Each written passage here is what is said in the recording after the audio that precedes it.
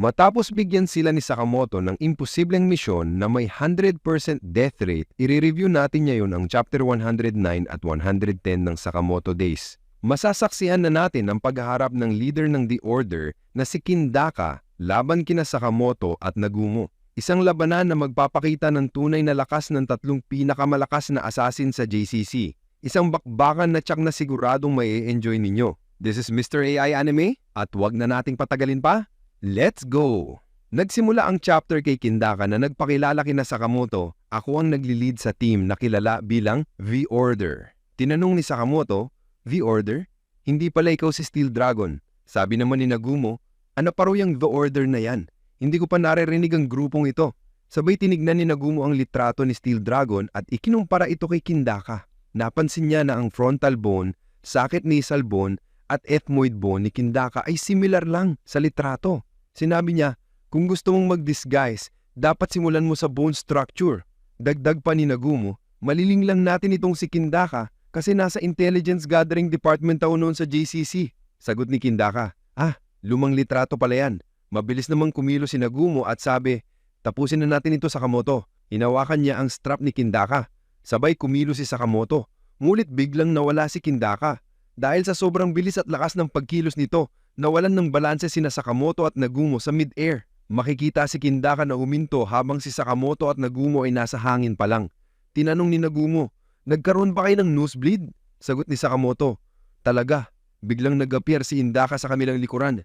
Masado kayong mabagal.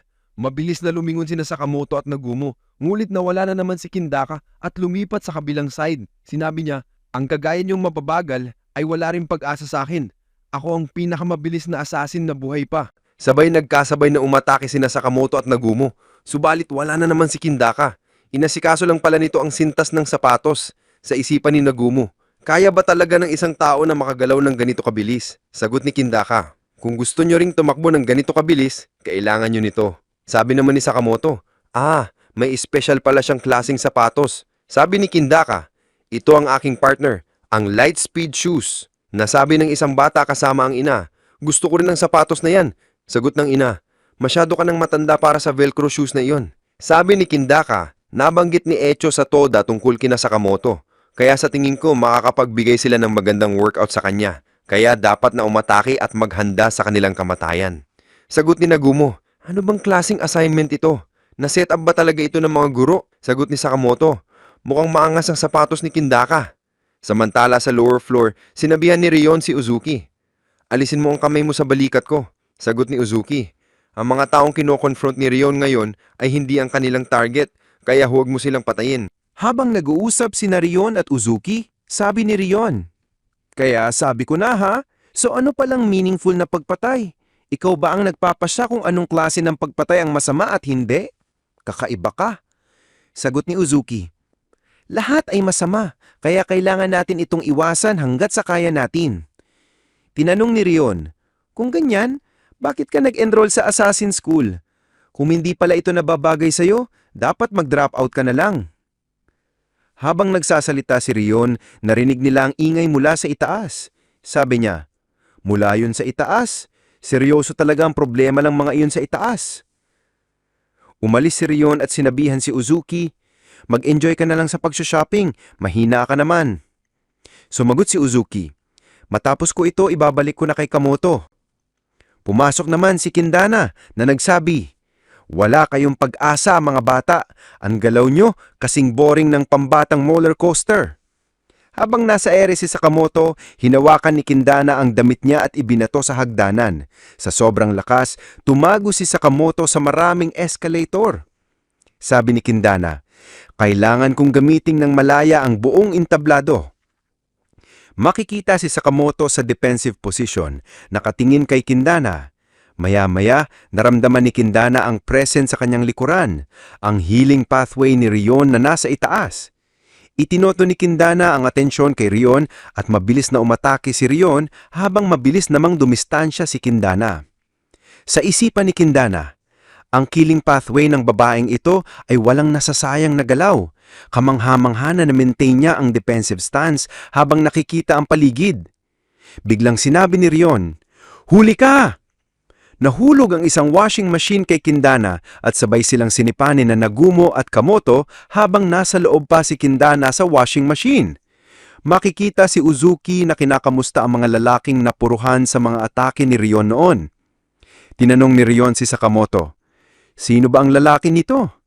Ngumiti si Kindana at may bahagyang nosebleed. "Kayong mga pasaway, gusto nyo bang sumali sa order?" Sabay silang dumura. Tinanong ni Rion, "Sino ka ba?" Sabi ni Nagumo, "Sinipa kita ng napakalakas pero nakatayo ka pa rin." Nag-stretching si Kindana at sinabi, "Pwede niyong sagutin ang tanong ko, masasali ba kayo sa order kung mabubog ninyo ang tatlo namin?" Mabilis kumilos si Kindana at nahawakan ng isang paa ni Nagumo. Sa isipan ni Nagumo, mas lalo pang ang bumilis ngayon si Kindana. Sabi ni Kindana, "Kanina, tinanong ko kung sino ang pinakamalakas sa inyo. Nagsinungaling ka, di ba?" Tinuro ni Nagumo si Sakamoto ang pinakamalakas. Bumawi ng sipa si Nagumo pero naiwasan ni Kindana. Hinagis ni Rion ang kutsilyo kay Nagumo pero sinalo niya at inatake si Kindana. Habang nagsasalita si Kindana, "Pakiusap, huwag mong maliitin." Biglang naglaho si Nagumo at nabitawan ng kutsilyo. Sa sobrang bilis, nabato si Kindana sa malayong distansya. Sabi ni Kindana, "Huwag mong maliitin ang mga nakatatanda." Makikita si Nagumo na nasa cushion, iniisip na kilala ni Kindana ang Satoda Sensei. Hindi ordinaryo ang assignment na ito at napaka-fishy ng order. Makikita rin si Nagumo na nakahiga at sinabi, "Komportable dito."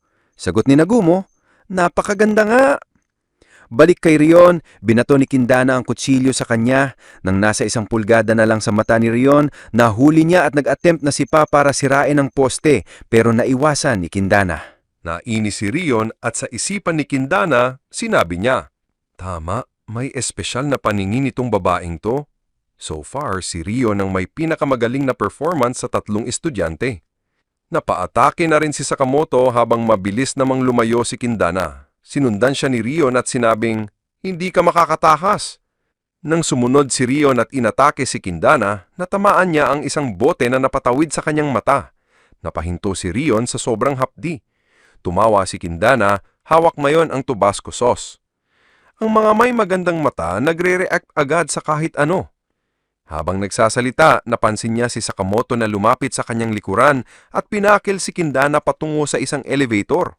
Sabi ni Sakamoto, kung masikip ang space, hindi na mahalaga ang bilis ni Kindana. Sabi ni Kindana, "Ha, subukan mo ako." Kuminis at umiikot si Kindana sa loob. Si Sakamoto naman ay patuloy sa suntok, pero sabi ni Kindana, "Hindi mo ako matatamaan sa mababagal mong galaw." Ngunit tinamaan ni Sakamoto si Kindana sa muka at sabi, "Oh, sapol." Dito na nagsimula siyang masanay sa bilis nito. Napatawa si Kindana, "Ha, nakakatawa ka. Oras na para mag-shift sa max gear kaya mabilis kumilos si Kindana." Habang nakatingin lang si Sakamoto, sabi ni Kindana, "Ano ba to? Tinitignan-tignan lang." Kung mananatili lang si Sakamoto, masasagasaan talaga siya. Biglang pumagit na si Uzuki na nakatayo lang, ikinagulat si Kindana. Lumiko si Kindana ngunit hindi kumilos si Uzuki, nakatingin lang. Sa isipan ni Kindana, akala ko sibilan ng lalaking ito kaya iniiwasan ko kanina. Hinawakan ni Sakamoto si Kindana sa likod at sabi, "Ay, nasaktan ang likod ko dahil sa emergency brake kanina." Lumapit si Rion si Uzuki at tinanong kung paano niya nakita si Kindana at bakit biglang tumulong.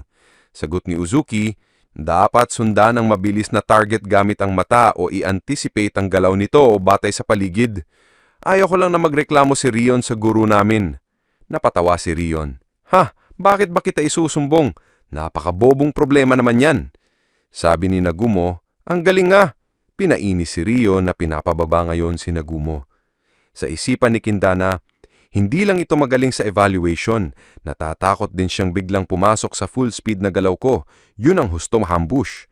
Nagulat si Kindana nang biglang napagos at nabalot ng malaking tela ni Sakamoto. Hinila at inikot siya ni Sakamoto, nakakuha ng momentum at hinampas si Kindana, nagpabagsak siya sa lupa. Sabi ni Sakamoto, "Tama ka, mainam na i-take advantage ang buong space." Napatawa si Kindana habang tumatayo. At just like that, napatumba ni Sakamoto ang leader ng order salamat sa contribution ni Nagumo, Rion at Uzuki. Ngayon, ang tanong, bakit ibinigay ng mga guru ang misyon na ito kina Sakamoto at kanyang mga kaibigan? Malalaman natin sa susunod na chapter kung saan magpapangaligro talaga sa kanilang buhay. Kung nagustuhan niyo ang video, huwag kalimutang isubscribe for more videos like this. Maraming salamat. This is Mr. AI Anime and see you guys again on my next video.